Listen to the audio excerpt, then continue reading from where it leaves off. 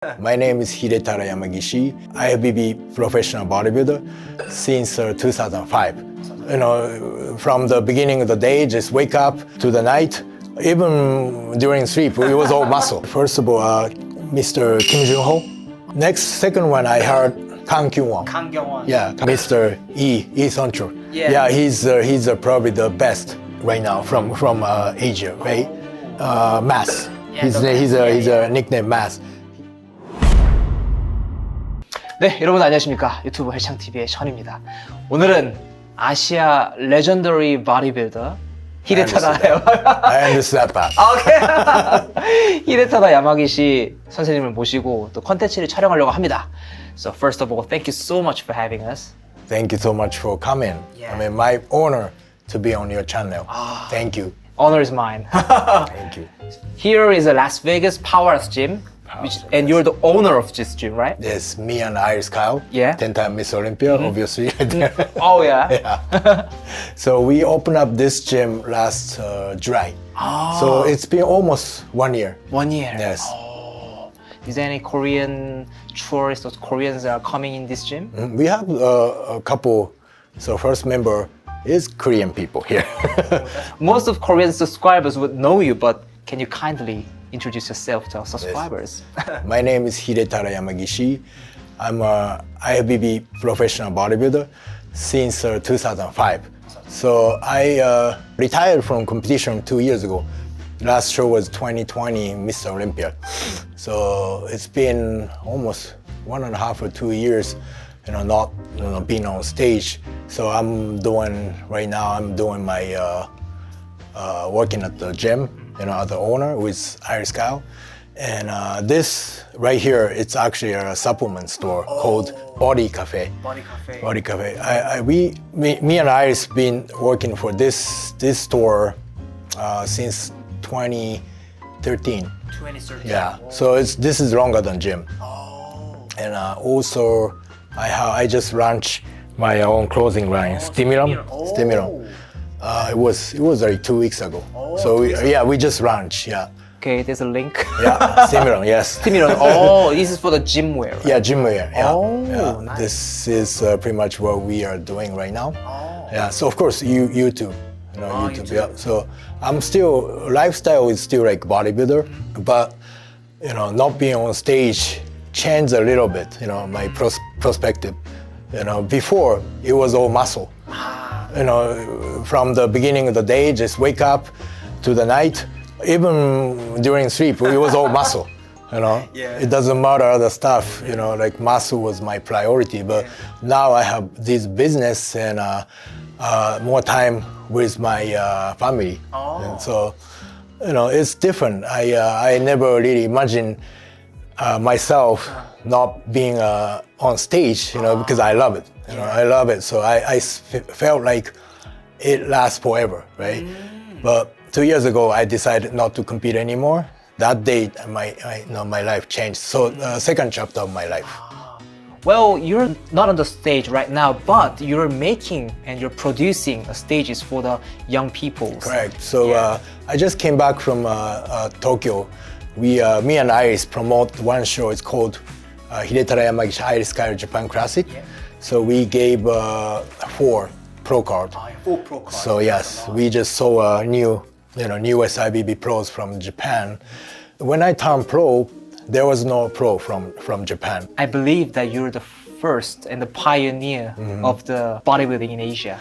So back then in Asia, there was really gray. I mean, no one really knew what to do to become pro.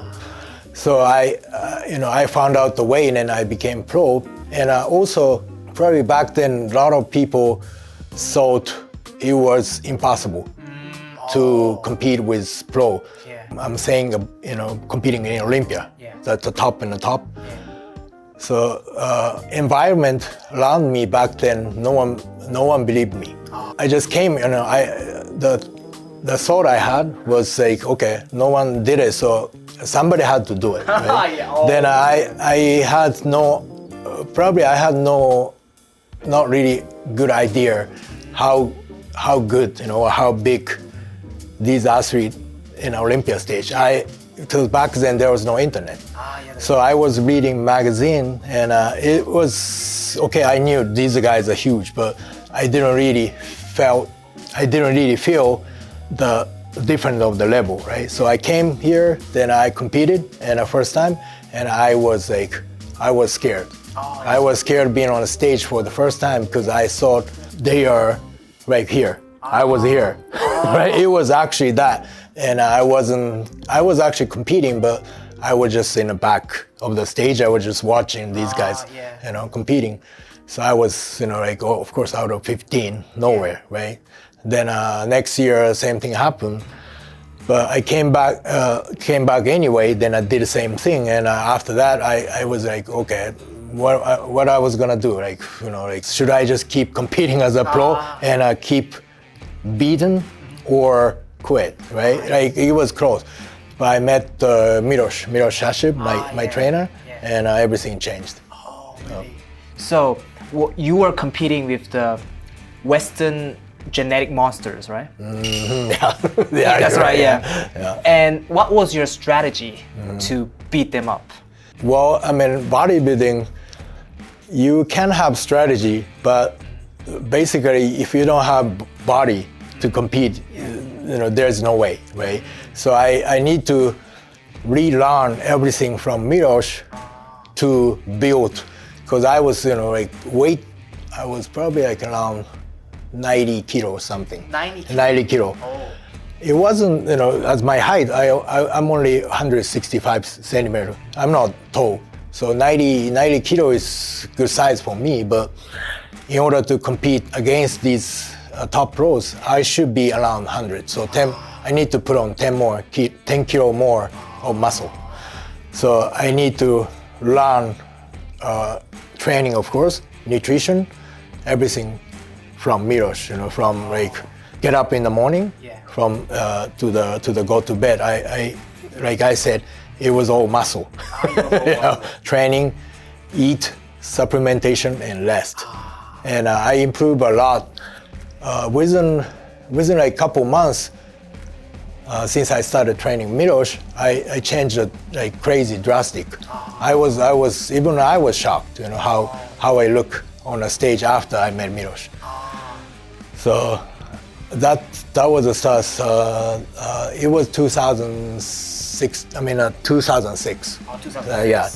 That was the year I met Miloš, and I changed a lot. And I started getting in top 10 or top 5, and even top 3 in a pro show, which including me, no one really no one really expected. Well, without a doubt that you're the one who glamorized the sport of bodybuilding in Asia. And looking at you, many Asian bodybuilders started to compete and challenge toward the world. Yeah. I want to ask you the opinion that, is there any global competitiveness of bodybuilding in Korea or Japan or Asia? Right now, you guys have so many, actually too many to mention, but I can't forget, first of all, Mr. Kim Jun-ho. Kim Jun-ho, I remember him competing. He was probably around 20, really young, and he was in Japan and competed with the top guy from Japan. He beat all of them. He was actually second in Asia back then. The first guy I really look up to was Mr. Kim, because he was 20-something years old. He already won world championships. He won everything he could done in Asia as a bodybuilder from Korea. Then something happened. I after last couple of years, I became friend with him, and he told me his story. He had to leave from bodybuilding for 10 years or something. Right. Second one I saw was Kang Kyung-won. Kang Kyung-won. Dr. Kang. Yeah, Kang Kyung-won. I was competing in the same show. I was a middleweight. He was actually probably light heavy or heavyweight. I thought he was going to be really good. Then around same age. Asian championships, I always competed with so many good guys from Korea. Right now, Mr. Lee Sun-chul. Yeah, he's probably the best bodybuilder right now from Asia, right? He's obviously competing Olympian and Arnold Classic. From my point of view, he could easily be top 5 in Olympia stage. What he thinking about what he has, like his structure, he's tall, and he has everything. But probably he needs a little more polish, because guys are really competitive here. It's close, like from top to top 10, it's like this much different. Yeah, so he can be very good. If he is little Chen, he needs polish. That's it. He has everything. Need to be in the top. Yep. Then 2-on-2, we have he just did a New York Pro, Mass. Yeah, the Mass. He's a nickname Mass. He actually turned pro in Japan a couple years ago, and he's been improved so much. So he'll be good. I hope he's getting qualification for the Olympia this year. Yeah. Thank you for talking about the Korean bodybuilders, and you can also promote some Japanese bodybuilders as well, so that Korean fans Japanese bodybuilder,